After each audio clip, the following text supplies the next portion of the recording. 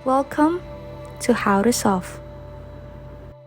For today's video, I'm gonna show you how to find and sync contacts on Instagram.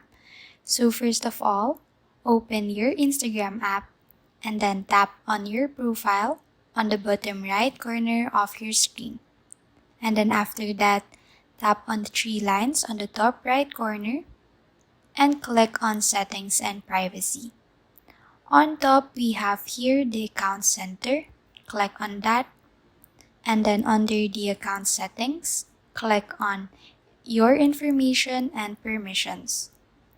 Now tap Upload Contacts and then choose where you want to sync your contacts. So I'm just gonna choose here Instagram. And then once you have allowed access to your contacts, Instagram will suggest accounts of people from your phone's contacts who are already on the platform.